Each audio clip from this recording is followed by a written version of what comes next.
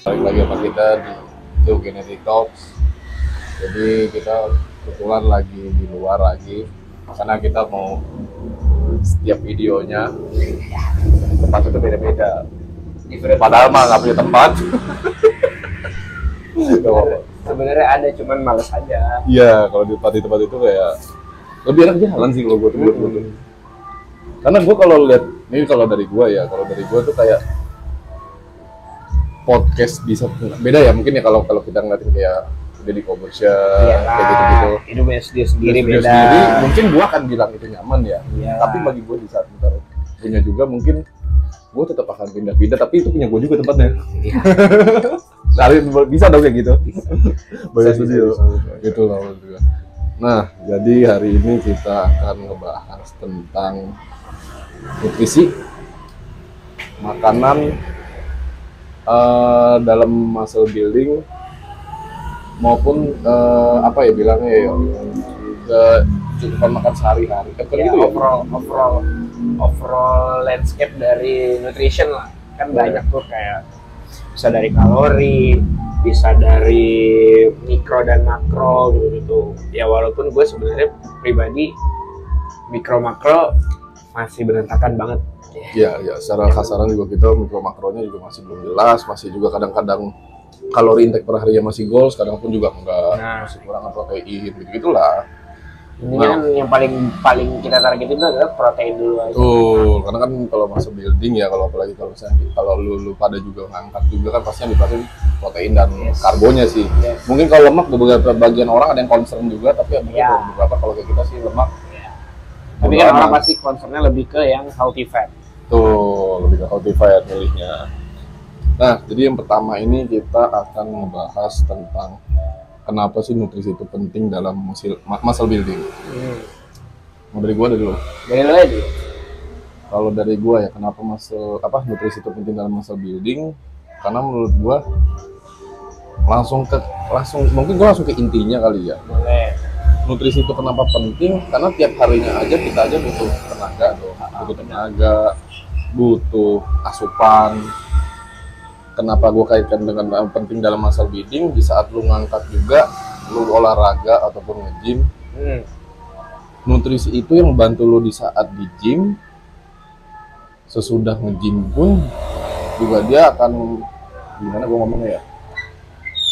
Ngebantu ini nggak sih? Ngebantu karena kan gini ya, kalau misalnya kita lift weight ya, kita ngangkat beban, itu kan kita ngebongkar kan, ngerobek otot. Iya, jadi kita ngerusak si serat-serat otot itu. Dari nutrisi itu yang dimana mengisi serat-seratan yang udah kita robek itu, yang membuat atau membantu terciptanya otot baru. Tuh, jadi di saat kita olahraga, kita ngangkat, kita tuh sebenarnya ngerusak otot-otot kita. Iya. Ini bagi orang-orang yang mungkin masih belum tahu, Iya. kita cuma infoin gitu. Orang-orang yang lain kan mungkin Masih baru mulai mungkin ya. iya kayak mikirnya karena gue pernah lihat gini, gue pernah lihat piramid yang emang udah di based on research juga. Oke. Itu kan semakin ke bawah itu semakin, tapi ini piramidnya kebalik. Oke, ya piramid itu. Iya kan? Nah, paling atas tuh adalah nutrisi, recovery, terus baru sih yang itu apa sih olahraga lo itu. Oke, ya. Cuma kan banyak tuh aspeknya, cuman intinya gue buat 3 aja yang paling besarnya gitu. Yang paling penting adalah nutrisi lo. Kalau nutrisinya emang berantakan Ya, jadi kayak menurut gue nutrisi itu emang bener-bener fondasi penting sih. Jadi bener. maksud gue gini, kalau misalkan di awal lu udah mau New Year New Me, ibaratnya gini ya kan, karena ini tahun baru ya, New Year New Me. Di saat lu mau merubah badan lu, mau transformasi badan lu, yang lu concern sih bukan gimana konsisten. Oke lah, konsisten latihan udah pasti harus disiplin, karena lu udah harus komit. Iya. Tapi sebenarnya itu yang lebih susah daripada itu adalah nutrisi, Yes. makanan sehari-hari. Dan menurut gua dengan yang di TikTok orang bilang no money no muscle, gue percaya banget dengan kata-kata gitu. Sama. No money no muscle, karena di saat lu start itu, di saat lu udah mungkin kalau awal-awal no money mungkin no problem, tapi ntar lu udah disiplin, udah disiplin, udah dapet feel-nya, udah dapet feel-nya. rasa yang Di saat gimana. lo nomani itu lo tetap terapin, badan lo akan stuck di situ-situ aja. Percaya sama gua. Hancur. Jadi maksudnya kayak lo akan di situ-situ aja. Dan di situ lo akan butuh nutrisi lebih banyak lagi. Dan artinya, ini duitnya either banyak. ini ya, ini either lu emang lu nurunin Ya, lu nurunin lemak, berat badan, ataupun sebaliknya nambahin lemak dan Betul. berat badan, ataupun lu body recomposition. betul. Karena menurut gua ada sebutannya ya, bulking dan cutting. Iya. Bulking aja lo butuh uang berlebih untuk nutrisi makanan Wah, yang berlebih. bulking lebih parah lagi. Kalau menurut gua cutting itu lebih parah lagi. Karena lo harus lebih sehat lagi, yang artinya lebih mahal lagi dong pastinya. Ya, kalau gua balik, kalau bulking sebenarnya setuju. Ya. Kalau bulking tuh kan kita keluar uangnya lebih banyak karena kita membeli asupan buat kita itu nutrisinya lebih banyak kan. Betul. Tuh, karena kan ibaratnya gini, kita masuk makanan yang biasanya 3 kali, terus lo bulking lu tambah jadi 4 kali makan. Iya, 4 atau 5 kali makan. Kalau cutting ya sebaliknya aja. Cuman susahnya cutting adalah ya lu eat as clean as possible gitu. Betul, jadi makannya harus lebih bersih. Karena menurut gua makan lebih bersih itu pasti lebih mahal. Benar. Makanan makin kotor itu semakin murah. Betul. Udah kenyataannya gitu sih. Ya kayak fast food change aja lah kan. Tuh. Ya tapi kalau gue sih ngeliatnya selain dari nutrisi ada satu aspek yang tetap lu perhatiin juga. Iya, iya. Gitu. Kayak contoh, gue ambil contoh besar adalah pas cutting. Pas cutting tuh kita pastikan yang diuji banget tuh adalah mental. Betul. Iya kan? Benar. Karena kita capek, itu satu. Kita capek latihan, kita capek nahan rasa lapar deh gitu. Benar. Nah, cuman yang tetap harus kita perhatiin itu adalah mental kita, gimana cara kita maintain itu. Ya kalau gue sih ngeliatnya caranya satu, lu makan dari 4 kali, terus lu cutting jadi 3 kali, itu lu bisa masukin satu makanan yang emang favorit lu gitu. Ya benar. Kayak misalnya lu suka makannya donat, ya udah lu masukin aja makanan Tetap, ya, donat tetap. di situ. Jadi nggak kayak nyiksa banget lah ya. Yes, lu tetap harus melihat di mental lu juga, perasaan lu juga. Iya. Karena tersiksa banget loh. Benar.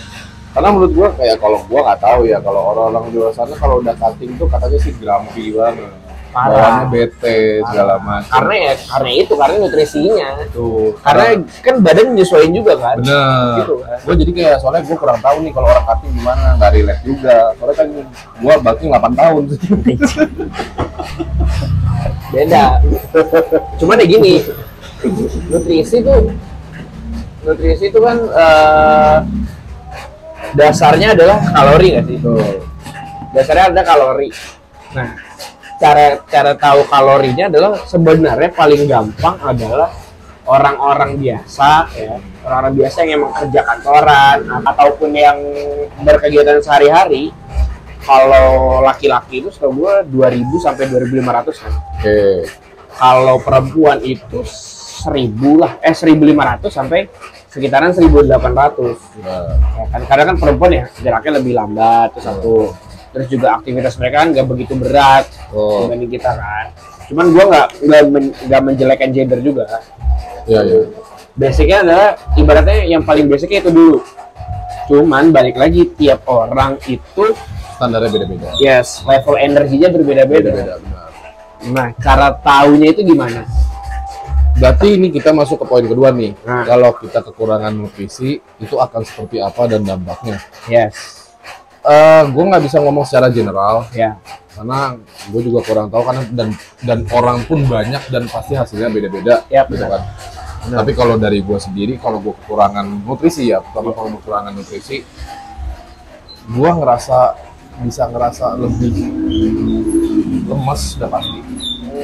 Kalau terutama gue di karbo ya, kalau misalkan gue aja kalau latihan, sebelum latihan aja, gue bener-bener 15 menit sampai 10 menit sebelum latihan gue harus makan nasi dulu. Bener-bener harus makan berat. Mungkin gue nggak tahu ya, mungkin karena emang pencernaan gue gini atau mungkin emang karena kebiasa. Tapi di saat gue ngelakuin itu, pencernaan ini pencernaan sih di saat nutrisi kurang ini, itu akan efeknya tuh kemana-mana dan angkatan juga jadi turun. Pasti. Dan juga ngerasa kalau orang ngangkat ya, orang-orang lifting akan ngerasa lu kayak badan lu tuh kayak kecil gitu. Kalau gua sugesti, mungkin karena itu sugesti gua kali ya. Gitu. Paling utama sih, paling utama yang paling gua rasa pasti lemes. Kekurangan nutrisi, kurang tenaga kan yang tenaga. Benar-benar terasa signifikan itu adalah lu kurang tenaga. Iya, karena kalau udah jangka panjang gitu terus, lu akan lama-lama pasti defisit. Defisitnya bukan lemak lagi, otot malah. Gitu loh. Itu kalau kekurangan nutrisi kalau dari gua. Cuman kalau secara general sih kekurangan nutrisi itu buat orang tuh mungkin bagi orang awam itu nggak akan tahu ya kekurangannya gimana. Palingnya dia akan ngerasa kayak udah nggak lapar aja sih. Iya. Karena yang gue tahu itu lapar itu ada dua indikator. Emang lu beneran lapar atau sinyal lu pernah denger nggak? Sinyal lu doang. Jadi kayak ngerangsang itu sebenarnya tuh nggak lapar. Sebenarnya itu karena kebiasaan.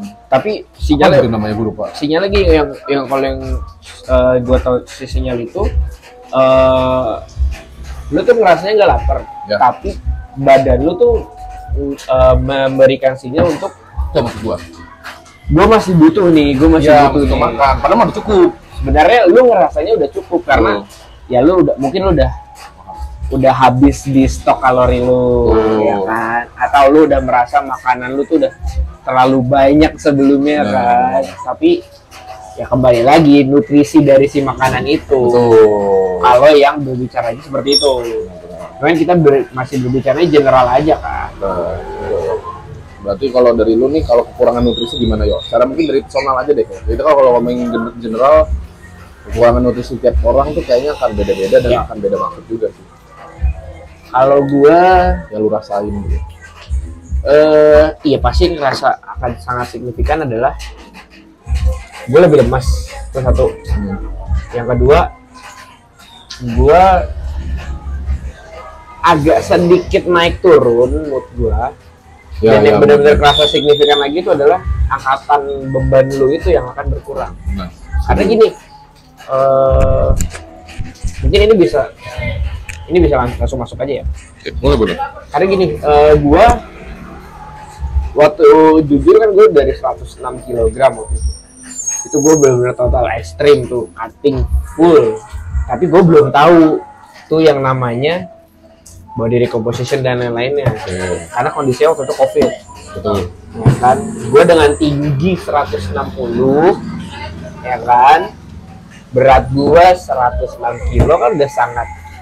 Iya sih, itu parah banget, obesitas kan? Banget sih itu. Udah bener-bener over obes lah ya. 160 sampai 100 tuh gila sih. Nah, gua akhirnya waktu kondisi COVID, orang gua nggak ada kerjaan sama sekali. Kita nggak bisa keluar rumah juga. Jadi akhirnya gua manfaatin biar gua nggak makin parah nih. Pas COVID ini kalau gua kayak gitu terus gua makin parah dong. Benar. Kan udah gue akhirnya manfaatin dengan udah gue olahraga aja. Ya daripada gue nggak ngapa-ngapain juga gue gabut, udah gue olahraga. Tapi salahnya gini bang, gue nggak research begitu dalam. Terus satu, gue cuma berkaca dari pengalaman gue. Which gue juga pernah dulu dari 90 turun bisa sampai 60, bisa sampai 70-60 waktu SMA. Itu tapi caranya puasa. Ya udah akhirnya gue cuma puasa. Kayak ini ya, kasarnya kalau zaman kita SMA nih OCD gitu. Iya, OCD. Kalau sekarang tuh gaulnya intermittent fasting gitu. Cuman ini gue puasanya total kayak puasa Ramadan. Bahkan gue nggak sahur, gue cuma makan malam udah selesai. Tapi gue olahraga ekstrim. Kalau ekstrim makannya cuma sekali ya. Iya. Ekstrim banget. Ekstrim banget olahraga gue juga 2 kali. Iya kan, cuma kan gue nggak begitu lemas karena ya gue bisa tidur.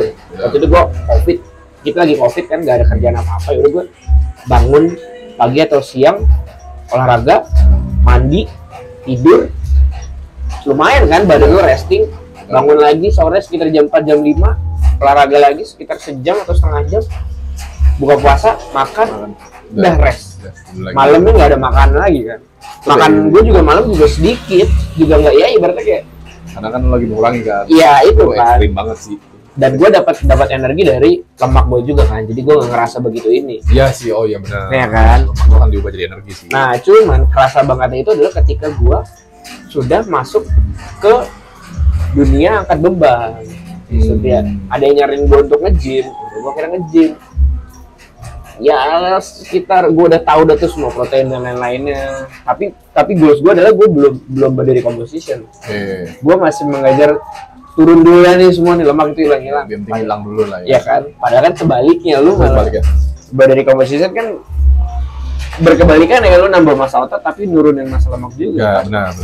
Itu akhirnya gue bad moodnya ya adalah di titik itu. Gue olahraga goals gue nggak dapet, badan gue stuck, berat gue semua gimana.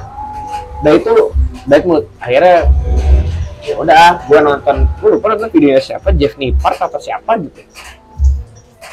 Itu ya lu normal lagi aja. Kalau lu udah ekstrim caranya lu balikin lagi aja. Berarti kayak reverse dieting kan. Betul. Reverse dieting kan kalau istilahnya. Betul. Jadi lebih kayak lu utamain lagi nutrisi lu yang penting, baru lu bisa makan lu lebih gila. Jadi menurut gue tuh paling make sense tuh gini. Mungkin lu pada yang makannya nggak tahu diri ya. Sama gue juga makan nggak tahu diri, dan gue pun juga orangnya laparan banget. Dikit-dikit sejam 2 jam makan, sejam 2 jam makan. Tapi di saat dulu gue pernah nyentuh di 85 kilo, tapi nggak gini badannya. 85 full lemak lah bener-bener. Ya. Dan di saat itu gue ngerasa kayak ini ada yang nggak beres. Sama, ini kita kayak cerita juga ya. Jadi kayak balik lagi gue tuh 85 kilo, akhirnya gue bisa sama. Gue nggak research dulu, nggak mencari tahu dulu tentang lose weight segala macam, lose fat segala macam, dan nutrisinya. Akhirnya dari 85 kilo gue bisa nyentuh di 69. Dan artinya di tinggi gue yang 177 ini dengan berat 69 gue rata-rata kayak skeleton, tau gak sih lo? Iya, tapi bentuknya malah jatuhnya skinny fat dan badan gue tipikalnya genetiknya skinny fat. Jadi gue kayak tangan dari shoulder segala macam tuh kecil, tapi itu buncit. Itu kesel banget gue dulu.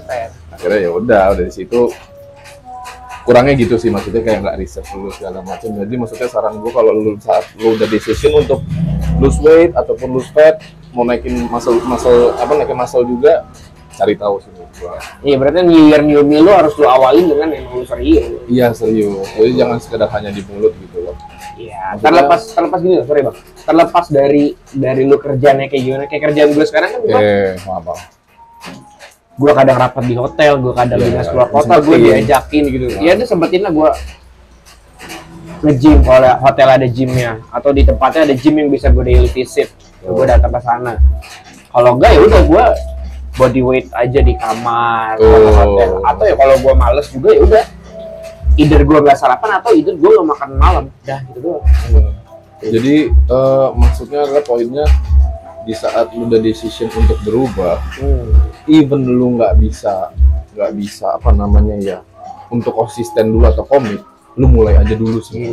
Sampai dimana lu ngerasa itu kayak ntar rasa itu akan muncul sendiri kalau lu kayak akan ketagihan sih. Benar. Kalau lu udah menuai hasilnya berarti gitu. Betul. Karena kalau emang sih kalau maksudnya untuk memulai sesuatu itu kayak apapun itu mulai sesuatu pasti pada awalnya pahit dulu sih.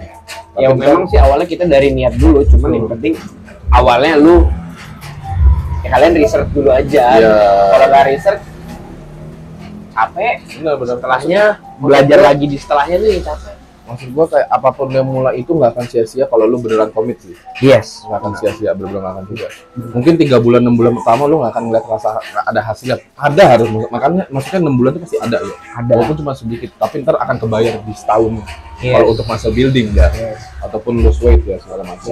Kalau yang gua pernah dikasih tahu juga sama ada PT di tempat kita, terus ada yang gua lihat dari video-video dan jurnal-jurnal yang gua baca, itu stage-nya gini, kan dalam selama 12 bulan nih setahun, 3 bulan pertama itu lo ngerasa bedanya cuman bukan ngerasa beda di otot, yang ngerasa di beda adalah di strength lu dan juga di bentuk badan lu. Kerasanya beda. Ya berarti badan lu yang dari bungkuk kok tiba-tiba jadi tegak. Iya, posturalnya beda. Iya, postur lu lebih bagus. Lu ngerasa pasti beda kok, ada perbedaan. Terus lu 6 bulan lu ngaca baru kok kayak agak sempit. Iya. Ya kan? Kayak ada yang lebih ngisi-ngisi. Yes. Terutama biasanya orang-orang di bagian shoulder. Shoulder atau di tangan. Iya, orang tuh lebih ngerasa di tangan. Benar-benar. Tangan. Tuh, gitu. Terus di next 6 month loh, atau 3 bulan atau 6 bulan berikutnya, lu baru merasa yang benar-benar selain postur dan otot adalah mood lu berubah banget. Iya.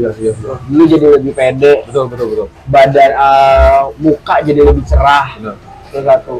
Dan mood lu tuh, lu mau kayak gimana juga orangin lu tuh jadi lebih tenang. Iya benar. Jadi gue tuh dulu termasuk yang agak skeptis ya.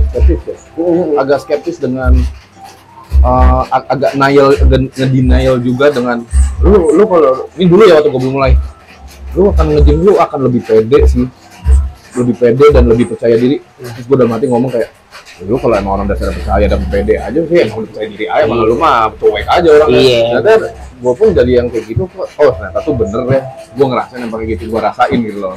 Apa yang orang ngomongin ternyata emang bener. Lu lebih maksud gue dalam arti di sini tuh percaya diri dan pede itu bukan kayak lu jadi kayak petantang enggak ke situ arahnya. Kayak ibaratnya gini, jadi lebih melihat sesuatu dari sisi yang lebih luas. Kayak ibaratnya misalnya lu lagi di rumah, terus lu diomelin nyokap bokap lu gitu. Ya. Lu bisa nahan rasa emosi lu, dan lu bisa ngeliat mungkin nih nyokap gua ada sedikit problem di kerjaannya. So, kayak gitu dong. Karena menurut gua di gym itu lu ngangkat itu ada sesuatu yang nggak mungkin, gimana gua ngomongnya, ada yang diajarin gitu loh. Kayak yang gua dapat tadi gini, lu lebih tenang, tuh, lu lebih teliti. Iya betul. Kalau lu nggak, iya berarti itu lu ngangkat bench press berat-berat gimana kalau lu nggak tahu formnya, nggak ada sama formnya, kan cedera. Lu jadi lebih hati-hati juga. Iya. Tapi maksud gua dalam nge-gym ini tuh, ini mungkin bagi lu yang itu kayak, lu lebay lo, terserah lu mau ngomong apa. Dengan lu ngangkat aja itu lu bisa lebih kayak ke kehidupan lu masing-masing tuh, lebih ke kehidupan, gimana ngomongnya, kehidupan masing-masing, kayak kita berinteraksi sama orang, kita lagi nongkrong atau ngumpul, lebih gue tuh bisa lebih wise lagi loh, dan lebih polite lagi ke orang. Jadi bisa lebih menghargai lah. Betul. Tapi gue nggak tahu itu efek apa, mungkin gue ngerasa gue berubah gini tuh sejak dari nge-gym. Jadi gue ngerasain efek positifnya tuh secara karakter tuh juga berubah. Apakah protein itu penting dalam membangun otot? Ini pendapat masing-masing. Gak apa-apa, ini kita ngomongin kayak masing-masing aja. Ya pasti sih pendapat kita kan karena kita udah belajar dari pengalaman dan juga dari baca-baca jurnal dan nonton orang yang udah lebih expert dari kita. Yang pasti protein itu sangat penting, ya kan? Karena protein kan maksudnya makro kan, makronutrition. Nah, dan protein itu gini, apa ya gue nyebutnya, dia penting tapi jangan lebih juga, karena kalau lebih nggak jadi apa-apa. Beda dengan karbo. Kalau karbo nih gua mungkin akan nyebutin 3 makronutrien ya. Protein, lemak, dan fat itu adalah 3 makronutrien. Ya kan? Nah, protein, lemak, dan fat sama aja dong. Karbo dan protein, karbo, dan fat. Ya. Itu 3 makronutrien ya kan. Nah, salah tadi gue. Nah, itu dari tiga aspek ini, 3 makronutrien ini, yang kalau lebih tuh nggak jadi apa-apa itu adalah protein. Dia akan cuma jadi dia akan jadi tai. Ya. Beda dengan fat dan karbo. Kalau lebih itu akan di storage, karena masuk ke storage yang namanya lemak di dalam tubuh kita, yang akan digunakan kalau kita misalnya nggak makan atau saat puasa. Jadi si karbo dan lemak ini di saat berlebih dia akan menyimpan dan mengubah si ini menjadi energi. Yang lebih tadi itu tuh jadi energi. Yang lebih itu jadi energi untuk sehari-hari di saat lu, benar tadi Tio bilang, untuk makan, di saat lu nggak makan ataupun puasa, ataupun lu mungkin ngangkat. Karena ada beberapa orang juga yang benar-benar dia kuat, dia latihan nih, dia tapi benar-benar nggak makan gitu. Kayak gua, nggak ada pre-workout sama sekali, pre-mealnya sekali, pre-workout meals. Dia benar-benar kuat gitu, ada yang gitu. Nah kalau gua tipikalnya nggak bisa kayak gitu. Kalau gue tipikal yang kalau makan dulu tuh gue harus either 2 sampai 4 jam baru gue bisa makan. Baru gue akan ngangkat. Ya. Kecuali gue dikejar waktu, baru gue baru makan terus besok gue harus ngapain lagi. Ya, Gue ya, mau gue harus nge-gym. Kalau gue misalkan kalau gue latihan, gue mau nge-gym misalkan jam 5. Contoh jam 5 atau jam 7 malam deh. Gue makannya tuh di setengah 7 lewat, menjelang mau ngangkat. Itu gue bener mepet, nggak tahu Bener-bener kenapa. dekat. Iya kan, mungkin karena kebiasa gitu. Makanya banyak orang pada ngomong, tuh nggak muntah apa tapi enggak lagi. Iya, karena kan itu. udah biasa juga, biasa, itu gitu. udah jadi rutinitas. Iya. Nah, cara mungkin sekalian masuk kali Bang ya. Sekalian masuk aja. Tadi kan gimana caranya lu tahu? Kan tadi gue sempat bilang juga, ya memang laki-laki dan perempuan dan wanita itu beda. Iya. Laki-laki around 2000 sampai 2500. Kalau perempuan kan sekitar 1500 sampai 1800-an. Iya. Tapi kan kadar orang beda-beda, aktivitasnya beda juga. Nah, itu caranya gimana?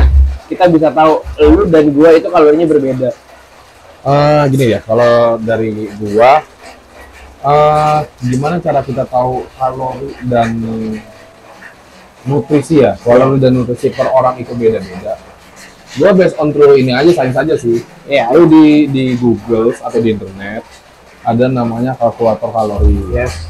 Itu bisa lu search, lu bisa masukin BB lu, TB lu, dan umur lu, dan berapa exercise per harinya. Kayak lu sehari itu kegiatannya itu berat-berat apa enggak. Jadi kayak lu kayak gimana juga dihitung di situ juga kan. Tuh, jadi kayak lu misalkan, kalau contoh gua, BB gua segini, TB gua segini, umur gua segini, gua per minggu, per weeknya latihannya 5 sampai 6 kali. Ya, terus ditambah dikalikan lagi dengan aktivitas lu kayak gimana. Ya, jadi dari BBTB umur dan aktivitas itu dikalkulat, kan dia akan keluar hasilnya. Nah, itu sebenarnya nggak akan 100% akurat enggak. 100% akurat ataupun paten. Itu hanya gambaran aja, Kisaran aja. Around segitulah kalori dan itu yang lu butuhkan, kalori yang dibutuhkan per harinya. Karena bisa lebih, bisa kurang. Nggak turun, tergantung. Dan pas keluar itu kalorinya lu memilih, tergantung lu poinnya tuh mau goalsnya tuh mau gain weight atau lose weight gitu loh, atau mungkin body recomp doang yang ngilangin lemak tapi dengan bobot muscle yang sama gitu. Atau lu mau maintain berat lu segitu terus ya, momentum misalkan berat lu sekarang di 75 tapi lu mau ngubah dengan oke gini deh, misalkan lu 75 tapi lu full fat gitu ya, berlemak. Lu gimana caranya tetap di beban yang dengan beban berat yang sama 75 tapi lu agak mau berotot. Nah, itu namanya body recomp. Benar. Body recomposition itu bisa di situ. Ada, lu search aja kok di Google, ntar ada namanya kalori kalkulator. Yes. Nah, nanti di situ muncul semua nggak? Muncul Kayak protein dan lain-lain. Oh enggak, dia hanya per kasaran kalori aja. Nah, gimana lu caranya untuk tahu nutrisi dan contoh karbohidrat lu per hari butuh berapa, protein lu butuh berapa, fat lu butuh berapa. Yang paling sering kita omongin lah protein deh. Protein gimana dari situ? Kalau protein itu bisa dengan simpelnya itu dari berat badan lu dikali 1 sampai 2,5 gram. Iya. Iya, bener ya? Bener. Berat badan dikali 1 sampai 2,5 gram. Malah ada juga yang bilang 1 kali 2 1,2 kali 1,2 atau kali 1,5. Ada juga yang bilang gitu. Oh, itu kayak silakan. Ya tergantung perhitungan dianya cocoknya di mana. Jadi karena dia cocok segitu dia merekomendasikan segitu. Gitu. Karena protein nah, balik lagi ke tadi ya, kalau protein lu berlebih juga nggak akan jadi apa-apa di saat storage protein lu udah goals. Misalkan gini, gua kebutuhan proteinnya sekarang gua kan di 85 kilo, gua kaliin kali 2 tinggal 85 kilo kali 2. Iya. Berapa tuh? Gue bego lagi gitu sama. Ya around 85 kali 2. Nah, gue di around 170 gram protein. Ya udah, maksudnya dari 170 gram protein, lu makan apa aja. Nah, gimana lu caranya tahu bisa protein lu 170 gram? Di sini challenge-nya, lu harus belajar dengan gram-graman dan gizi-gizi. Yes. Kalau lu pada ke supermarket, kan ada tuh kayak jajanan atau minuman ada nih nutrition fact-nya. Nah, itu tuh namanya gizinya per 100 gram. Contoh misalkan minumannya 12 ml Ultramilk yang pakai tabel kan. Ultramilk 250 ml berapa tuh gizinya, dapat berapa protein. Nah, itu kasarannya kayak gitu. Begitupun dengan makanan. Kalau dari makanan lu kayak harus tahu sih, lu harus nge-searching juga kayak nasi per 100 gramnya dapat berapa karbohidrat dan protein dan lemaknya berapa. Dada ayam 100 gram itu proteinnya berapa. Jadi kayak lu emang harus kayak jatuhnya tuh kayak gini-gini kan lu harus belajar lagi sih. Gitu loh. Jadi kayak belajar. Gue cuma mau menginfokan aja sih, mau memberitakan cara yang ini membantu, tapi baik lagi itu tidak akurat. Tidak sepenuhnya akurat. Itu adalah dengan ya kalau kalian rajin ya, misalnya kalian kalorinya adalah, kita kalorinya misalnya deh gue 2.500 kan, itu dari misalnya dari nasi kayak Nutrisari deh gitu itu mungkin dari seset itu dengan gelas 200 ml itu sekitar 140 misalnya. Itu dari 2.500 gue kurangin 140 itu kalau rajin. Mungkin sekarang kita udah digitalisasi. Ada namanya aplikasi seperti contohnya adalah MyFitnessPal, Fat Secret, dan lainnya itu udah banyak juga. Bahkan sorry gue potong ya. Bahkan dari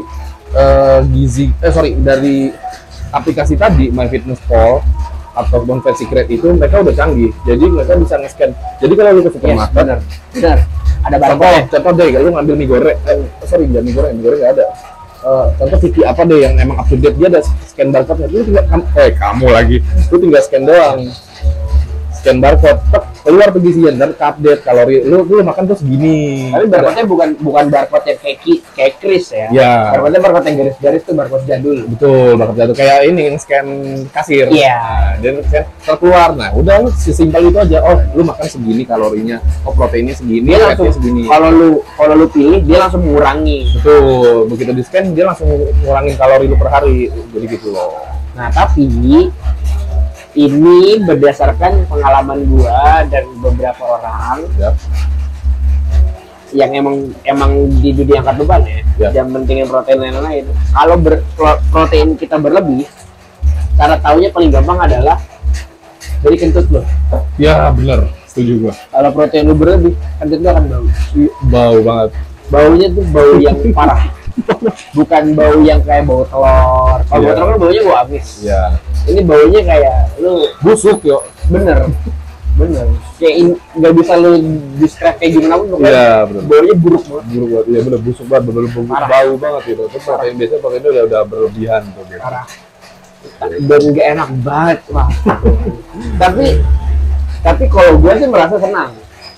Karena proteinnya gol. Bener. Nah, gini, gue mau nanya satu ke lu. Kan ada orang yang melihat sesuatu dari timbangan berat badannya. Kan kalau emang kita lihat dan benar-benar detail itu kita pakai yang ukuran baju gitu nggak sih? Kayak meteran ya. Meteran baju, atau kalau lu mau gampangnya lu lihat aja dari size baju lu. Dari yang kekecilan lu udah nurunin berat badan jadi lebih longgar. Nah, kan ada orang yang consider dan lebih percaya dari timbangan, ya kan? Nah, sebenarnya kapan waktu yang tepat bukan menurut lu ya, kan lu juga udah nonton juga. Sebenarnya kapan sih waktu yang bener-bener tepat untuk nimbang berat badan? Ya sebenarnya tapi dalam infogram posisinya dia udah program. Infogram atau ide apa? Karena kan ada aja orang yang suka nimbang kayak gitu. Cuman untuk melihat aja, oh berat gue sekarang segini gitu.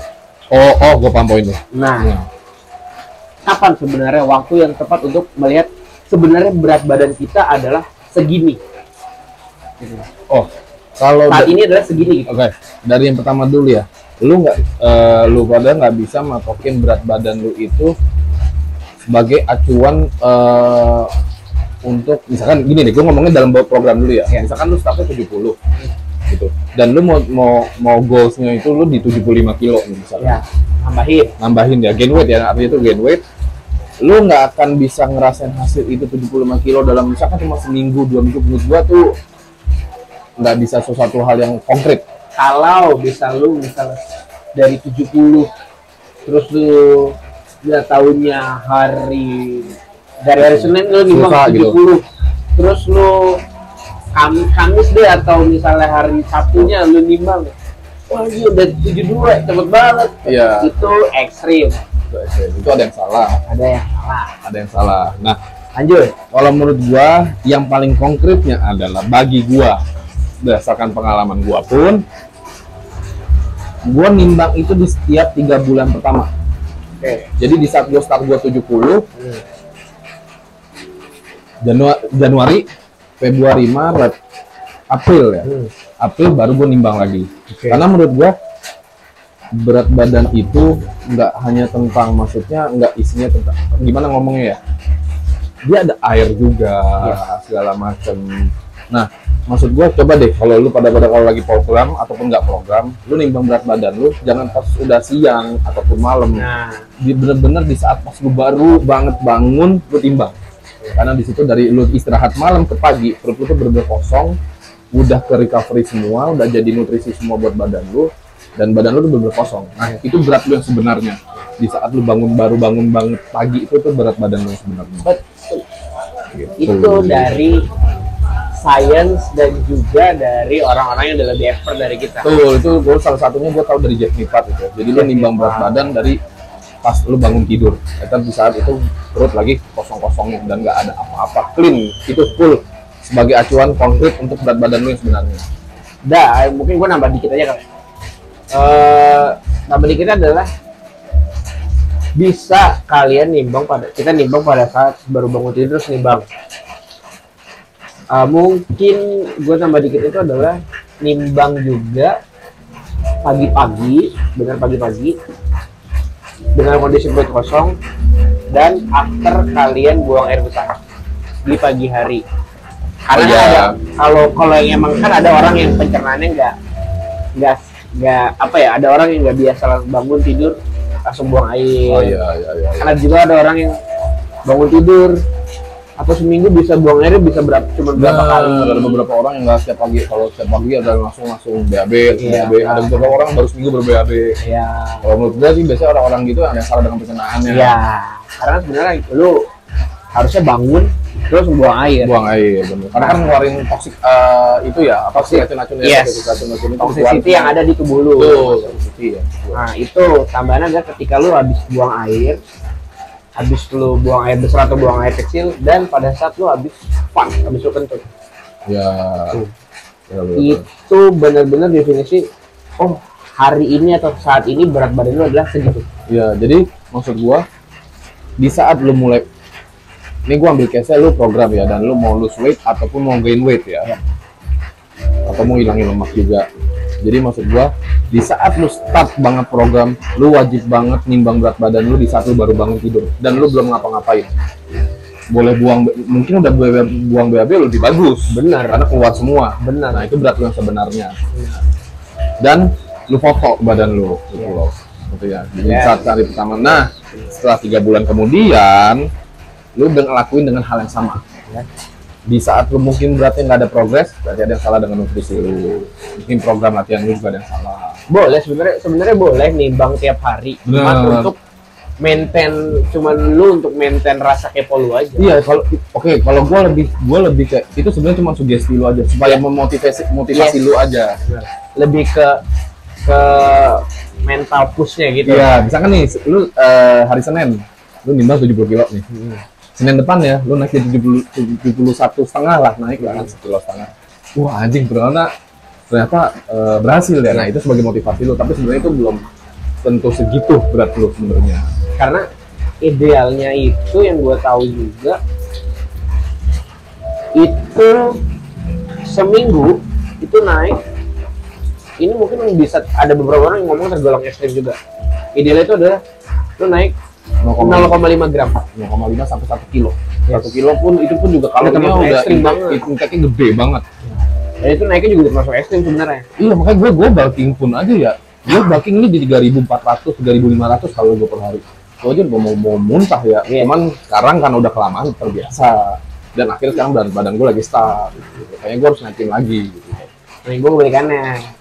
Gue sih ya standar 3.000, Iya. tapi naiknya sangat drastis. Karena makanannya gue jaga akhir tahun kemarin. Tapi kita juga makan juga masih kotor kok. Lemak-lemak juga masih minyak kita masih makan. Gula sih paling yang gue tolerate, agak-agak gue concern ya. Gula itu kalau lu pada tahu, bayangannya kayak gini, gue kasih contohnya. Gula itu kayak per hari gue tuh matokinnya kayak teh pucuk 2 botol. Dah. Udah kayak gitu bener. Nah, teh pucuk 2 botol itu udah 35 graman something lah. Itu udah kebutuhan gula per hari per orang. Karena kebutuhan gula per orang tuh beda juga. Bukan beda sebenarnya tuh dia juga tuh sedikit. Karena biar bisa menggunakan energi dari lemak lo itu. Betul, karena dari karbohidrat pun juga udah ada gula yo. Kan? Dan dokter nutrisi juga itu merekomendasikan seperti itu. Makanya dari nasi pun aja udah gula, jadi kita harus lebih hati-hati sih. Mungkin kayak gula, mungkin di umur kita ini lebih kayak udah masih bodo amat ya. Gue juga kadang masih bodo amat. Karena gini, bedanya gula di minuman kayak gini nih, teh kemasan yang manis-manis kayak gitu, itu kan bedanya cuma satu. Gula-gula yang kemasan itu diprosesnya lebih lama. Betul. Dibanding gula-gula yang murni kayak nasi, buah, sayuran. Terus kayak gula-gula ini ya, yang di whey gitu misalkan stevia gitu. Gula-gula stevia gitu tuh beda. Itu prosesnya ketika masuk ke tubuh ya either start 10 sampai 15 menit udah digunain. Tuh. Kalau gulanya gula bagus. Kalau gulanya emang gula alami, sugar. Ya, betul. Nah gitu sih, lebih concern aja sih gua kalau mungkin ntar gua takutnya ntar di umur udah 30A, di umur 40 tuh baru berasa tuh diabetes. Dan kebetulan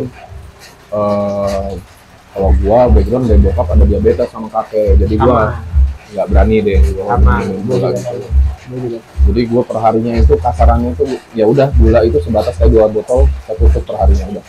Nggak bisa lagi minum gula, lainnya udah air putih semua. Karena ya gitu ya, kita berdua ada keluarga yang kena penyakit diabetes atau kolesterol. Ya, jadi gitu sih. Tadi gue mau ngomong apa ya? Oh gini deh, gue ngasih gambarnya gini. Ini mungkin karena emang gue ngerasain itu ya. Gue kalau ngerasa gue udah terlalu berlebih adalah pasti kerasa banget di leher. Oh iya. Di leher belakang nih. Kok kenceng, berat, sakit. Itu tadi gue udah berlebihan. Kolesterol ya? Iya. Gulanya gue udah berlebihan. Ketika gue ngerasa masih nyantai-nyantai aja gitu. Iya, kayak orang kena kolesterol. Iya, itu gue udah aman. Itu gue masih di ambang aman. Ya. Gitu loh. Masih bisa dimasukin, tapi jangan lebih. Ya. Jangan dikurangin juga. Karena tetap kita per hari tetap butuh gula. Juga tetap butuh. Itu nggak berlebihan gitu. Karena baik lagi gula pun juga tetap dibutuhkan. Ya. Bisa jadi energi juga, bisa buat per hari aktivitas sehari-hari pun juga keguna gitu. Dan terakhir kali ya, gula itu akan kalau lu berlebihan udah pasti jadi penyakitan, diabetes, dan kedua akan jadi lemah. Betul. Lu akan buncit. Itu sih penyakit gula itu pasti buncit. Dan dari situ adalah lu bisa ke penyakit-penyakit yang lain. Benar, jadi komplikasi ya. Kompilasi lu gabungan musik. Lu DJ. Komplikasi.